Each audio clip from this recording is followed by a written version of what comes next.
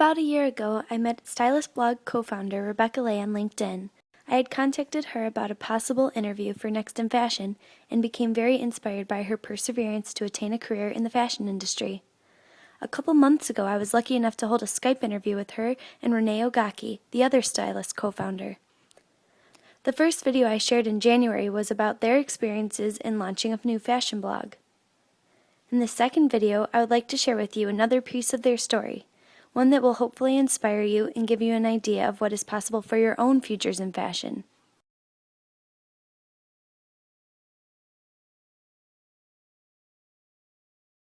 So the next thing is, do you want to talk about just more individually what you're doing now and how you got to where you are? So I am from the neighborhood of Hyde Park in Chicago, and I now live on the Upper East Side of New York. I study at New York University.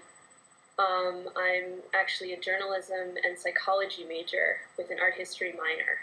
So it's completely unrelated to fashion, but I do work in fashion on the side. So I've had many internships, including Teen Vogue, Lanvin, Acris, Jimmy Choo, Barney's, and right now I'm the digital brand coordinator of Erin Fetherston. So I do a lot of online things already and social networking, so that kind of parlays into my experience at Styluste. Okay, well, I'm from Columbus, Ohio, and I moved here to go to NYU as well.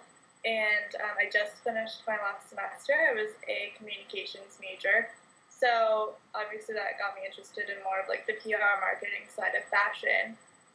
And I've interned at a few places like Acris, Condé Nast, YSL, Piazza Sempione, and at the moment I'm working in the fine jewelry area. I work at Mauboussin, and I've also just worked in social networking, and when I was at Condé Nast, I realized how important it was for us to get into blogging, and for Fashions Night Out, almost all the publicity came from Facebook and Twitter, so I thought that was interesting, and it was an important component. Yes, tweeting is very important. Yeah.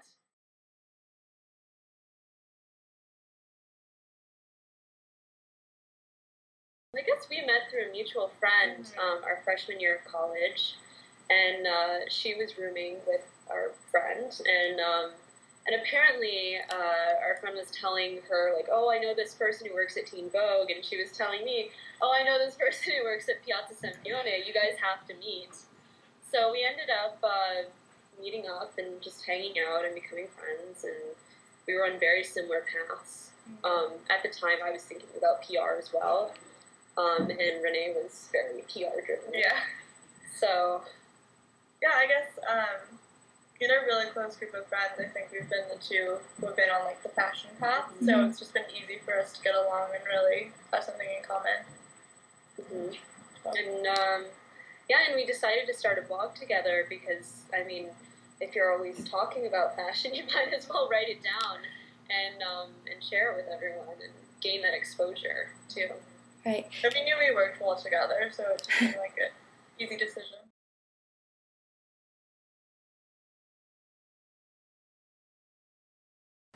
I would say that I mean I don't want to name names. Right. That's fine. But I would say that definitely we had a boss at Acris who really helped. Mm-hmm. We were both assistants to the vice president of digital merchandising there, and she was very helpful in terms of advice and just kind of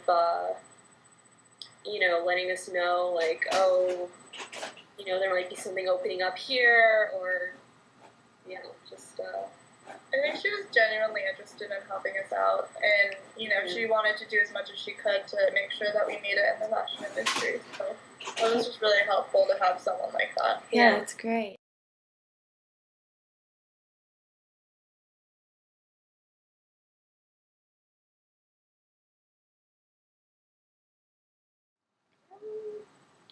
I mean, obviously the economy is a big change. Before, when you were an intern, people would hint like, oh, maybe we'll be able to give you a job when you graduate, or stay here long enough and put your dues in and you'll get a job. But it's not 100% right now. And you really have to have a little bit of luck to get a job nowadays. Yes. It's a little luck. And I guess the upside of that also is, though, like, as an intern, I feel like I've gotten more experience than maybe a lot of other people got to before, just because you're getting more work and you're getting to try a lot of different things. So in terms of that, I think it's been good. But yeah, I would definitely say there's more internship positions available, because those are usually unpaid. And it really does make sense economically for, a company to hire somebody who's unpaid at this point. So Hire. It's like experience, yeah. Right. But in the long term, it's gonna be interesting. Yeah. Do you see, are things starting to get better, or do you think that it's still a little shaky on the ground? I think it's a little shaky, but it's definitely getting better. There's a lot of restructuring going on. Okay. I'm sure you've seen, like, in the news, like, Corinne from Vogue and Julie Gilhart from Barney's. There's a lot of restructuring going on, Right. and I think that's good in a sense, but it is nerve-wracking, I think, for people that already have full-time jobs right now. I think in terms of getting into the fashion industry, it's just really important to be persistent. I think I applied to like 20 places the first time I was trying to get an internship, and maybe 2 places responded with interviews. And so I just think it's important not to give up, and you really have to know that you want to get into the fashion industry, because if it's just something that you think is like glamorous and it's going to be fun, it might not really be the place for you, because you have to put in a lot of work to really make it in the industry. And I also just think it's really important not to burn bridges, and also just try to keep in contact with everyone that you work with and keep networking, because that really ends up being super helpful in the end. I mean, I know the only reason I got my first internship was from an international contest, and they had seen my entry. So you really do have to get in any way you can. If you have opportunities to network, do so. I mean, being the daughter of an auto mechanic and a professor, I had no connections in New York at all when I came here. But as you go, once you get one internship, you'll get another one.